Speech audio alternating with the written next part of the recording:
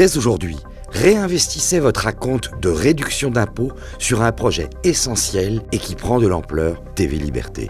Dès aujourd'hui, réinvestissez sur une télévision libre, autonome, indépendante, sans filtre, qui ne dépend ni des oligarques, ni des partis, ni des lobbies, ni de l'État. Dès aujourd'hui, réinvestissez cet acompte pour obtenir un nouveau crédit d'impôt pour 2019. La presse d'information est aux ordres? Alors, soutenez la presse alternative en 2019, année de tous les changements.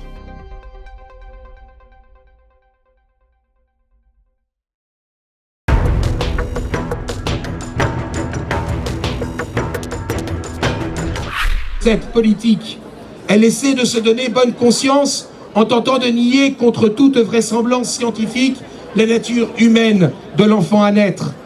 Il est vrai qu'elle serait alors conduite à devoir reconnaître qu'elle se rend complice d'un incommensurable crime en promouvant, en encourageant, en facilitant un crime contre l'humanité de chacun et de tous les êtres, de tous les enfants avortés.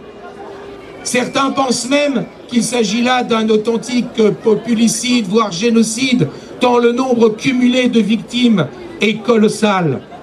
Nier l'humanité de l'enfant à naître relève du déni de réalité, car tout le patrimoine génétique fait un être unique, un être singulier, qui fait un être unique, un être singulier et présent dès la conception. L'enfant à naître est bien un être humain, un être distinct aussi bien de son père que de sa mère, un être irréductible à quiconque, y compris à celle qui, pendant un temps, le porte en son sein. Ce que l'avortement met en jeu, c'est le corps personnel de l'enfant à naître, le même corps qu'il aura toute sa vie, son propre corps dont personne n'a le droit de disposer, que personne n'a le droit de s'approprier. L'enfant à naître est le résultat de la rencontre du féminin et du masculin. Leur conjonction est indispensable pour qu'il y ait conception. Aussi, prétendre exclure les hommes du débat sur l'avortement, comme le voudraient certains féministes, relève là encore du déni du réel. Il est vrai que des mâles égoïstes et corrompus abandonnent des femmes enceintes ou leur imposent, par le crime du viol, une grossesse. Mais reporter leur responsabilité sur l'enfant, faire supporter leur culpabilité à celui qui est parfaitement innocent, cela reviendrait à ajouter à la monstruosité et au crime une autre monstruosité et un autre crime. L'enfant à naître n'est pas un agresseur, l'avortement n'est pas un acte de légitime défense, mais bien l'expression de la loi du plus fort. L'avortement punit l'enfant à naître d'exister alors qu'il est totalement innocent. Quel acte a-t-il commis qui mériterait, comme rétribution, son élimination? Aucun. Il n'a rien fait, il n'a rien demandé, pas même d'être conçu. Il est en vie, c'est tout. Et parce qu'il est le plus innocent de tous les innocents, parce qu'il est le plus sans défense de tous les sans défense, il serait permis de le mettre à mort. Il y a là plus qu'une barbarie, c'est le plus barbare de tous les totalitarismes.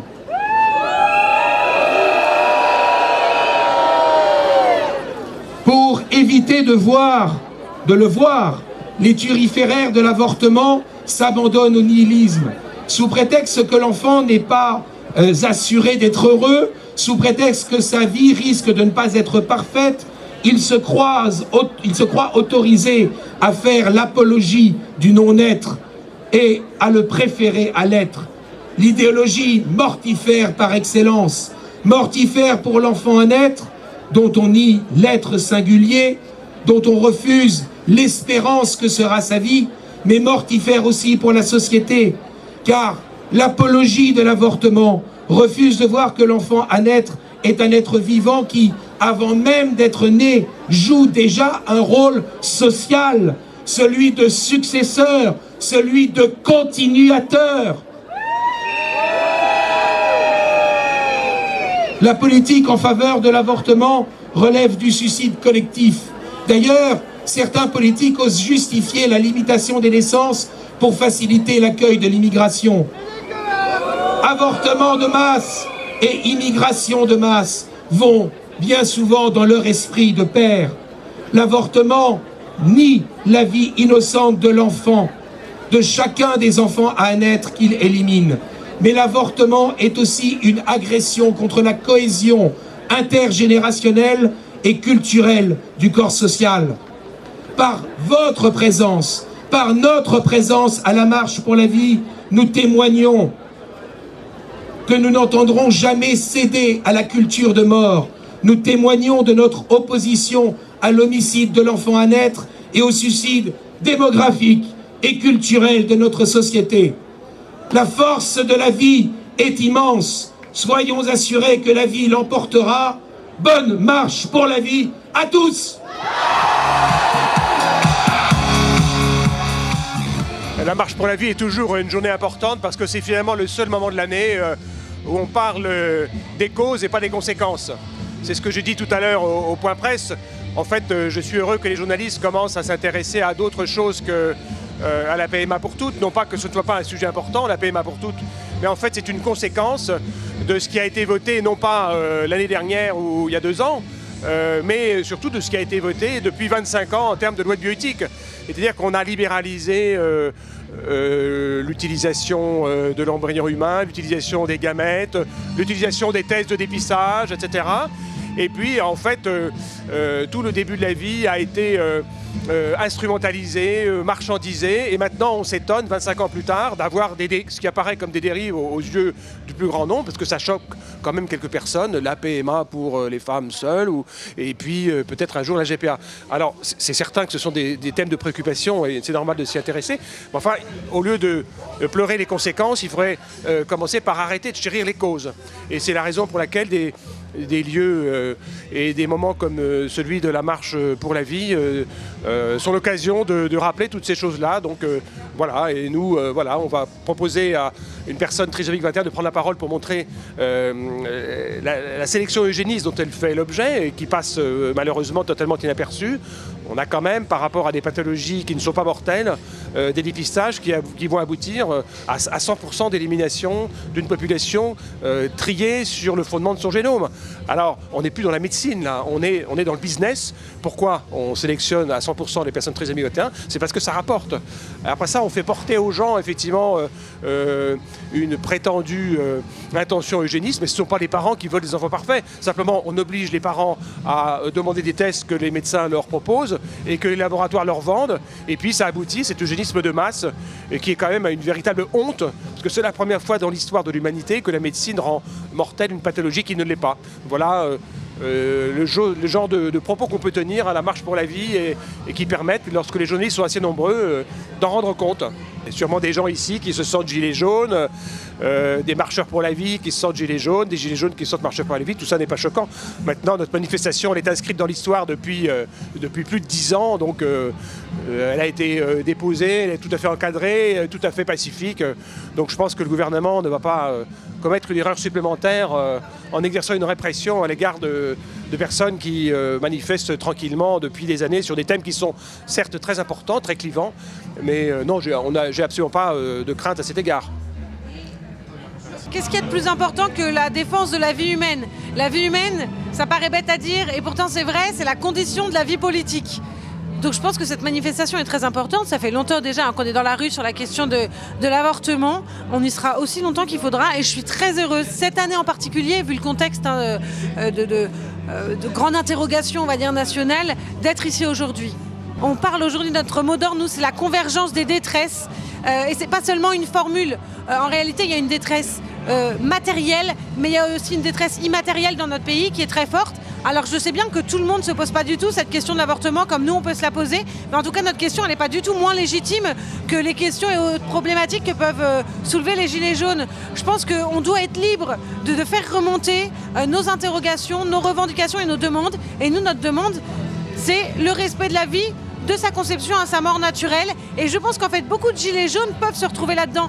On sait que les gilets jaunes c'était une mobilisation qui s'est distinguée par le fait qu'il y avait énormément de femmes et notamment de femmes seules. Il faut se rendre compte que les femmes seules qui élèvent leurs enfants sans le père, c'est la nouvelle classe pauvre en fait dans notre pays. Et je pense que ces femmes-là, elles peuvent être rejointes par cette question de l'IVG.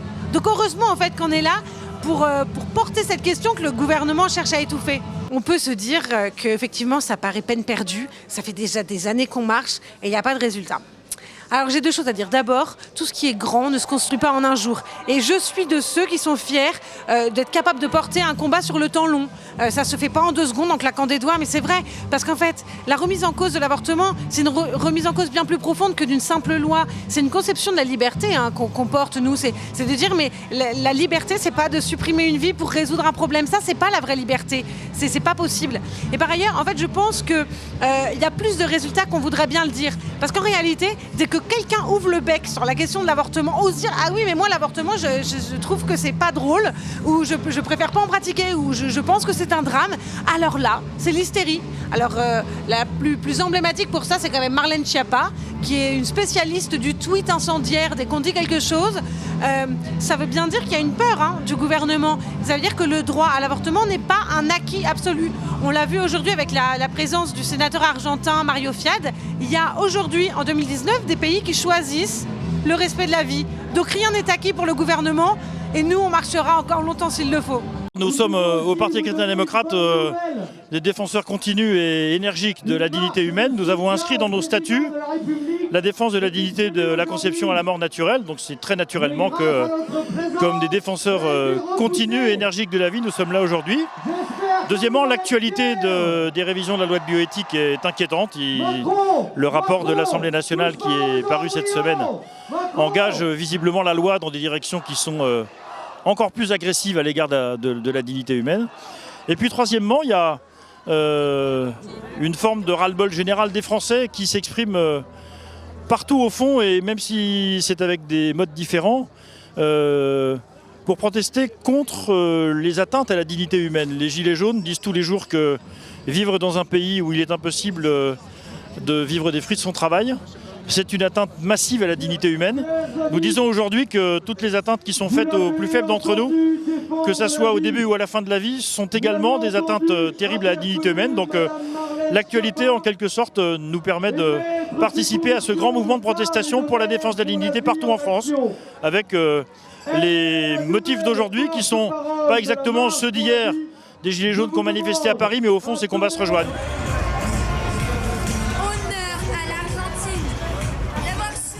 Je suis venu ici pour défendre la vie, voilà, parce que la vie est un don de Dieu et que la vie est menacée aujourd'hui dans notre société, malheureusement, et que 220 000 avortements par an, c'est beaucoup trop, et que de toute façon, ce sera même un seul, ce sera trop.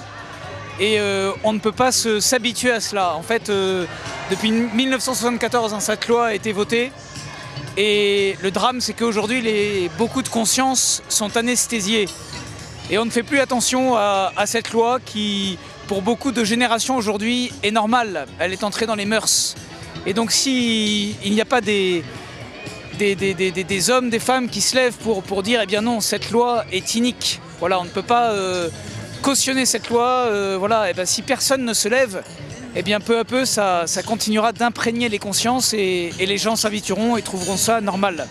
Donc je suis là simplement pour rappeler à notre société française que cette loi qui a dépénalisé l'avortement n'est pas une loi morale, n'est pas une loi moralement bonne, et qu'on ne doit pas s'y habituer et qu'on doit continuer de lutter. En fait, dans l'histoire et particulièrement dans les premiers siècles de la chrétienté, eh bien, ce sont les chrétiens qui ont changé la société. Et parfois, on a l'impression que on ne peut plus rien faire aujourd'hui, que c'est trop tard, mais en fait, non. Il n'y a pas de fatalité. Si les chrétiens, les familles se lèvent pour défendre la vie, eh bien, on y arrivera. Voilà. Et donc, il ne faut surtout pas s'habituer ou se résigner, mais continuer à marcher et défendre la vie. Bien, pour la défense de la vie, du premier instant de la conception à la mort naturelle. Et on ne le rappellera jamais assez, surtout en un temps où on laisse entendre aux nouvelles générations que c'est simplement un amas de cellules dans les premiers temps. Non, l'être humain, animé avec une âme, existe dès le premier instant et nous nous devons de porter secours à personne en danger. Tant au début de la vie qu'à la fin, par l'euthanasie, qui n'est pas légalisée dans ce pays, mais malheureusement qui est déjà pratiquée. Et le devoir d'un chrétien est de défendre la vie, car il est le disciple d'un maître qui s'est présenté à nous comme étant la voie, la vérité et la vie. Mais il est certain que ce mouvement qui depuis plusieurs semaines remue et secoue la France, eh bien, appuyons les revendications qui sont légitimes et espérons, comme l'a dit en son temps Sainte Jeanne d'Arc, une de nos patronnes secondaires, les gendarmes batailleront pacifiquement et Dieu donnera la victoire. Mais il faut que la France, fille aînée de l'Église, eh bien, se souvienne qu'il y a des lois supérieures à celles de la République, quoi qu'en ait dit il y a quelques années un chef d'État. Bien écoutez, c'est le moment ou jamais. Demain, il y a une audience très importante qui concerne Vincent. C'est la vie ou la mort, c'est qu'à de le dire. Et donc nous sommes là pour soutenir la vie, pour dire aux gens que c'est très très important demain. Il faut que l'opinion publique comprenne que Vincent n'est pas en fin de vie, qu'il est handicapé seulement. Et nous nous battons pour qu'il y ait un transfert où il sera pris en charge convenablement et non pas enfermé à clé du matin au soir et toute la nuit. Voilà. C'est très important et j'oserais même dire c'est vital pour faire entendre, aussi petite soit-elle, la parole des professionnels de santé à cette volonté de toujours garder cette liberté de pouvoir soigner et accueillir la vie, notamment pour la question de l'avortement et se faire entendre le fait que on en a un petit peu marre, pardon pour le terme, d'être instrumentalisé, que notre profession soit instrumentalisée pour détruire la vie plutôt que de la servir. Et comme on n'entend quasiment pas les soignants sur les grands débats publics autour de ces questions-là, eh bien, la Marche pour la vie nous donne l'opportunité de le faire, on le fait. Il y en a même qui sont témoins ou qui ont pratiqué des actes contre la vie et qui pensent comme nous, sauf qu'ils n'osent pas le dire parce que ça n'est pas politiquement correct dans la mesure où notre opinion diffère de la pensée qui nous est imposée. Et le gros problème aujourd'hui, c'est qu'il y a beaucoup de professionnels qui pensent comme nous, mais ils sont très peu nombreux à oser se montrer parce que les représailles et les pressions derrière peuvent être très violentes. Alors moi j'ai été confrontée à 2 reprises à l'avortement pour ne parler que de cette réalité-là, notamment comme je le disais tout à l'heure à une jeune femme de 16 ans chez qui on a fait faire un avortement à un stade bien dépassé de 12 semaines et qui, une nuit où je travaillais dans une structure privée, a expulsé un enfant de 5 mois et demi de grossesse qui était une petite fille, qu'il a expulsé plus tôt que prévu et j'ai dû prendre en charge cette jeune femme cette nuit-là puisque en même temps qu'elle a expulsé l'enfant, elle a fait une hémorragie massive et son pronostic vital a été engagé. Donc j'ai dû, dans un contexte d'urgence, m'occuper de cette femme. J'en ai un souvenir cauchemardesque. Aujourd'hui, on supprime un délai de réflexion pour l'IVG, donc pour arrêter une vie humaine, et qu'on accorde encore des délais de réflexion pour acheter une maison ou une voiture. Je trouve que c'est quand même une question autrement plus importante, celle de savoir si oui ou non on va avoir un enfant, oui ou non on va être père ou mère. On devrait avoir l'occasion d'y réfléchir. Et aussi pour défendre la clause de conscience des médecins. Les médecins s'engagent pour accompagner les personnes dans la souffrance, pour soutenir la vie. Et tous ceux qui ne veulent pas aller contre ça, en stoppant un processus qui mène à la vie d'une personne humaine, je pense qu'ils doivent être défendus. Honnêtement, je ne pense pas qu'on sera écouté. L'expérience nous montre qu'habituellement, on est très peu écouté sur ces sujets. On est toujours mis en minorité, caricaturé. Donc si j'en ai peur. Après, j'ose espérer qu'après toutes les colères qui se sont exprimées ces derniers temps, une colère supplémentaire finisse par faire penser au gouvernement que peut-être il faut cesser d'énerver les Français, de les exaspérer et que peut-être ils vont circuler sur ces sujets-là. Mais j'y crois pas. Je pense qu'au contraire, comme le gouvernement est un peu condamné à l'immobilisme à cause des gilets jaunes, ils vont se jeter sur les sujets de société pour les faire avancer, comme l'avait fait François Hollande avec le mariage pour tous.